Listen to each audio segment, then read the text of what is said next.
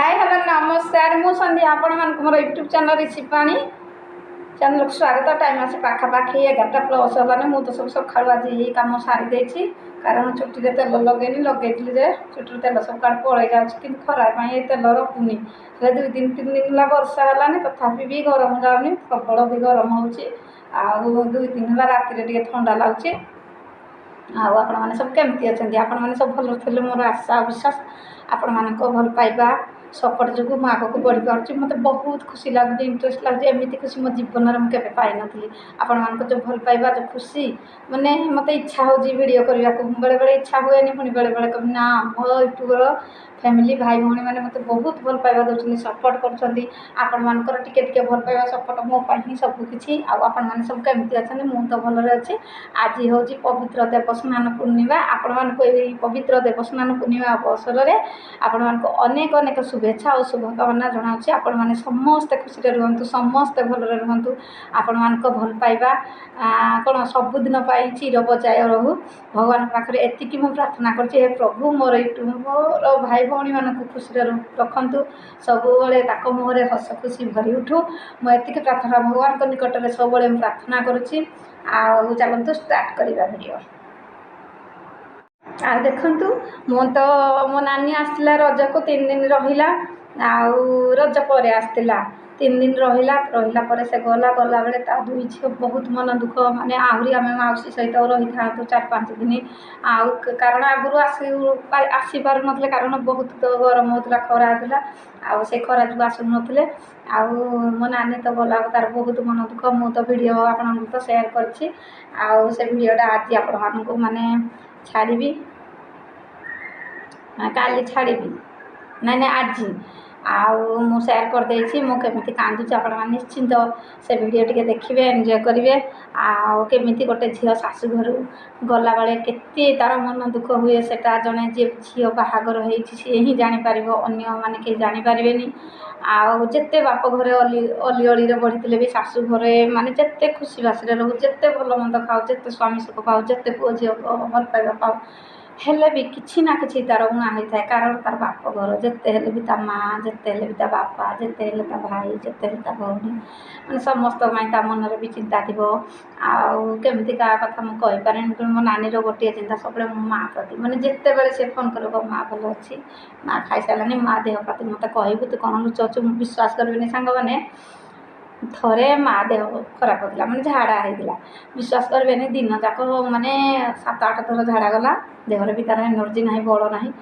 मु तो कहली आज जो भल ना कल सकाल सकाल सालाइन देवाक पड़ो मुझे लुचाई देती हेल्ले मुझे कहेनी कारण तार टेंशन बढ़ो सी जहाँ भी तार घर से शाशुर काम धाम कर पुओ झील प्रति जत्न नौ झील मान प्रति जत्न नौ भाईना प्रति हेल्ले भी तार मन टाइट थी मत कहला से पर शुणिला मुझे लुचाई देती तापर दिन मो मझिया भाज कहले ना सान भाज कहले मुझे जानी तापर से मत कहला काली गोटे कथा नुचेजु कहली कौन है ना माँ देह खराब है झाड़ा है मत कहनु मु कहली तो कही था तो मन दुख होता था मुझे जी बेसी होता कही था अल्प होती तो टिके टिके टिके टिके कथा कहले तो माइंड टेंशन हम तू तो शाशु घरे रोषेईबास छुआ पिला जत्न नहीं तो टाइम तोते जाऊँगी मानुची माँ को देहपा पचार तोर कर्तव्य हेल्ले माने टिके टिके कथा देहपा को कौन कह आदि बेसी है सीना कहला ना तू जिते जा माँ देह जहाँ टिके भी खराब हो मत तू फोन कर जनइबू मुझे कहली हाँ मुझे जनइबी मत माने मुझे जेकोसी कथा कहले से विश्वास करें कह मिछुई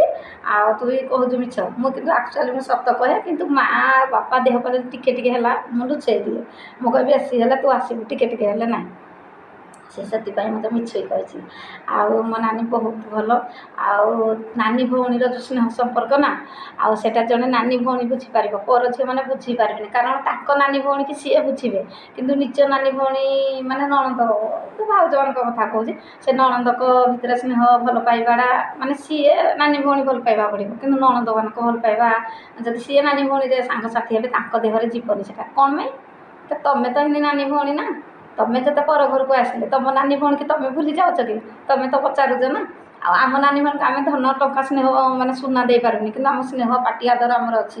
ଯେତେ ହେଲେ ବି ମୋ ନାନୀ ଦିନକୁ ମୋତେ 2-3 ଥର ଫୋନ୍ କରିବ, ଖାଇଲୁନି, ଆଉ କ'ଣ କରୁଛୁ, କ'ଣ ନାହିଁ କ'ଣ ନାହିଁ। ମୁଁ ଯେତେ ମାନେ ଫୋନ୍ ଉଠାଇବିନି, ମୋ ସାନ ଭାଉଜ ଫୋନ୍କୁ କଲ୍ କରି ପଚାରିବ, ସନ୍ଧ୍ୟା କାହିଁ ଆଜି ଫୋନ୍ ଉଠାଉନି, କ'ଣ ପାଇଁ ଏମିତି ହେଉଛି। କିନ୍ତୁ ମୋ ନାନୀର ଭଲ ପାଇବା ଏତେ ଏତେ ସ୍ନେହ ମୁଁ କେବେ ବି ଜାଣିନଥିଲି, କିନ୍ତୁ ଏଇଥର ତା ଭଲ ପାଇବା ସ୍ନେହ ମାନେ ସବୁକିଛି ମାନେ ଜାଣିଛି, ହେଲେ ଏତେ ଭଲ ପାଏ ଏତେ ସ୍ନେହ ମମତା କରେ ଯେ ମୁଁ ବିଶ୍ୱାସ କରିବେନି ତା ଝିଅ ସହିତ ମୁଁ ଟିକେ ମାନେ ଆମେ 3 ଜଣ ରାତିରେ ଖାଇଥିଲୁ, ମାନେ ତାର ଯିବାକୁ ଦିନ ଥିଲା, ମୋ ନାନୀ ଆଉ ମୋ 2 ଝିଆରୀ ଖାଇ ବସିଥିଲୁ। ମୋ ସାନ ଝିଆରୀ ବସିଥିଲା ତଳେ ଖାଇ, ମୋ ବଡ଼ ଝିଆରୀ ଚେୟାରରେ ବସି ଖାଉଥିଲା। ମୋ ସାନ ଝିଆରୀ କ'ଣ ଗୋଟେ କହିଲା, ମୋ ବଡ଼ ଝିଆରୀ ତାକୁ ଗୋଟେ ଗୁଣ୍ଠା ମାରିଲା, ମାନେ ତା ପାଦକୁ। ନାନୀ ଭଉଣୀ ଜାଣିଥିବେ ତ ଖମ୍ଫ୍ରା ଖମ୍ଫ୍ରି କେମିତି ଛୋଟବେଳେ ସମସ୍ତେ ଆମେ ବି ବାଡ଼ିଆ କଚରା ହେଇଛୁ। ସେଠୁ କ'ଣ ହେଇଛି କି ସେ ଗୁଣ୍ଠାଟେ ମାରିଦେଲା। ମୁଁ ସେଠୁ କହିଲି କ'ଣ କିଲୋ ତାକୁ ଗୁଣ୍ଠାଟେ ମାରୁଛୁ, ମୋ ସାନ ଝିଆରୀଟି ଭଲ, ତୁ କ'ଣ କିଲୋ ଭିଆଇପି କାଢ଼ୁଛୁ, ଖାଇକି ବେଶୀ ହେଉଛୁ କି ଆଉ ଭିଆଇପି କରୁଛୁ। ବିଶ୍ୱାସ କରିବେନି, ମୁଁ କାହିଁ 2 ପଦ କହିଲି ବୋଲି ମୋ ଝିଆରୀ ମୋ ଉପରେ ନିଆଁ। କ'ଣ ହେଲା, ହଁ ମାଉସୀ ତୁମ ଘରକୁ ଆସିଛି ବୋଲି ଏମିତି କଥା କହୁଛୁ। ମୋ ନାନୀ ସାଙ୍ଗେ ସାଙ୍ଗେ କ'ଣ କଲା କି, ମୁଁ ବାସନ ମାଜି ଯାଇଛି, ମୋ ନାନୀ ଆସି ତାକୁ କିରେଇଲା, କହିଲା କ'ଣ କିରେଇଲା ମୁଁ କହୁଛି, କହିଲା କ'ଣ ମାଉସୀ ଭଲ କୁହନ୍ତ ବତଉଛି, ତୁ କାହିଁକି ତା ଆଗରେ ମାରିଲୁ, ତୁମ ନାନୀ ଭଉଣୀ ଘରେ ଯା ମାଡ଼ି ପିଟା ହେଲା, ମାଉସୀ ଆଗରେ ପିଟିଲେ ତା ଦେହ ମାଡ଼ିବ। ସିଏ ବାହାଘର ହେଇନି ସତ, ପୁଅ ଝିଅ ଜନ୍ମ କରିନି ସତ, କିନ୍ତୁ ତାର ଭଲ ପାଇବା ସ୍ନେହ ମମତା ନିଜେ ଜଣେ ମାଆ ହେଇ ଜନ୍ମ କଲେ ବି ଏତିକି ଭଲ ପାଇବା ସ୍ନେହ ଦେବନି। ସେ ରାଗେ, କଳି ଲାଗେ, କିନ୍ତୁ ତାର ଭିତରେ ଭଲ ପାଇବା ମମତା ସ୍ନେହ ଭଲ ପାଇବା ଥାଏ। ଆଉ ତୁ ଏମିତି ମାଉସୀ ଆଗରେ ମାରିଲୁ, ମାଉସୀ ଭଲ ପାଇବ, ଏମିତି ତାକୁ ବହୁତ କଥା ବୁଝେଇଲା। ତାପରେ ମୋତେ ସେଇଦିନ ରାତି ସାରା ପାଟି ଫିଟେଇଲାନି, ଗଲା ଦିନ ସକାଳେ ପାଟି ଫିଟେଇଲା। ମୁଁ କହିଲି କ'ଣ ପାଇଁ, କହିଲା ଯାହାହେଲେ ମୋ ମାଉସୀ ଭଲ ମନ୍ଦ ବତେଇବନି ଆଉ କିଏ, କିନ୍ତୁ ବୁଝିପାରିଲା। କିନ୍ତୁ ଆଜିକାଲି ଛୁଆମାନେ ହଠାତ୍ ରାଗ ହେଇଯାଉଛି ଭଲ ମନ୍ଦ ବୁଝେଇଲେ, ପରେ କିନ୍ତୁ ବୁଝିଗଲା ନାଇଁ ମୋ ମାଉସୀ ଯାହା କହିଲା ଠିକ୍ କହିଲା। ଏମିତି ସବୁ ନଟକଟ ଆଉ ମାନେ ଭଲ ପାଇବା ସ୍ନେହ ଆଦର। କିନ୍ତୁ ଜଣେ ନାନୀ ଭଉଣୀ ଛଡ଼ା ପର ଝିଅ ବୁଝିପାରିବେନି। ତାଙ୍କ ନାନୀ ଭଉଣୀକି ସିଏ ସପୋର୍ଟ କରିବେ, ଭଲ ପାଇବେ, କିନ୍ତୁ ନଣନ୍ଦମାନଙ୍କ ନାନୀ ଭଉଣୀ କଥା ସେ ବୁଝିପାରିବେନି, କାରଣ ତାଙ୍କ ଦେହରେ ସେଇଟା ଯିବନି। ଆଉ ଏମିତି ଦୁନିଆ ଲାଗିଛି, କାହାକୁ କ'ଣ କହିବା। କିନ୍ତୁ ଗୋଟେ ଭାଉଜ ଅଛନ୍ତି ଭଲ ପାଇବା ସ୍ନେହ ମମତା ନାନୀ ଭଉଣୀ, ସେମାନେ ଯେମିତି ନଣନ୍ଦମାନଙ୍କୁ ବି ସେମିତି ଦେଖିବେ, କିନ୍ତୁ ଗୋଟେ ଜାଗାରେ ସେମିତି ଦେଖିବେନି। ଆଉ ଛାଡ଼, ପର କଥା କହି କିଛି ମୂଲ୍ୟ ନାହିଁ। ଆଉ ଚାଲନ୍ତୁ ଭିଡ଼ିଓ ଟିକେ ଏତିକିରେ ରଖୁଛି। ଆଜି ଗପିଦେଲି, ବହୁତ ଗପିଲି, ନାନୀ ଭଉଣୀ ସମ୍ପର୍କ କ'ଣ, ଭଲ ପାଇବା କ'ଣ, ଏମିତି ସବୁ ଗପିଦେଲି। ଆଉ ଚାଲନ୍ତୁ ବେଶୀ ଗପିବିନି, ଭିଡ଼ିଓ ଲମ୍ବା ହେଇଯିବ, ରଖୁଛି।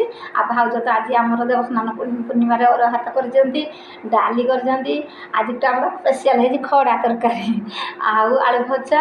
ମୋ ପୁତୁରା ଜମା ଡାଲି ଖଡ଼ା ତରକାରୀ ଖାଇବନି, ସେ ଆଳୁ ଭଜା ଖାଇବ, ଆମର ହେଇଛି। ଆଉ ମୁଁ ଯାଉଛି ଏବେ ଫ୍ରେଶ୍ ହେଇକି ଟିକେ ଖାଇ ଦେଇକି ପୁଣି ରେଷ୍ଟ ନେବି, ପୁଣି କାଲିକି ଟିକେ ଆପଣମାନଙ୍କ ସାମ୍ନାକୁ ନୂଆ ଭିଡ଼ିଓ ନେଇ ଆସିବି। ସେ ପର୍ଯ୍ୟନ୍ତ ରହୁଛି, ନମସ୍କାର, ବାଏ ବାଏ, ଟାଟା। ମୁଁ ଟିକେ ବାୟାଣୀ ଗପୁଡ଼ି, ଆପଣମାନେ ନିଶ୍ଚିନ୍ତ ମୋତେ କମେଣ୍ଟରେ କହିବେ ମୁଁ ଆକ୍ଚୁଆଲି ଗପୁଡ଼ି ନା ବାୟାଣୀ। ଆପଣମାନେ ଯାହା କହିବେ ମୁଁ ସେଥିରେ ଖୁସି ହେବି। ଆପଣମାନଙ୍କ ଭଲ ପାଇବା ମୋ ପାଇଁ ସବୁ ହିଁ କିଛି। ମୁଁ ଆକ୍ଚୁଆଲି ବାୟାଣୀ।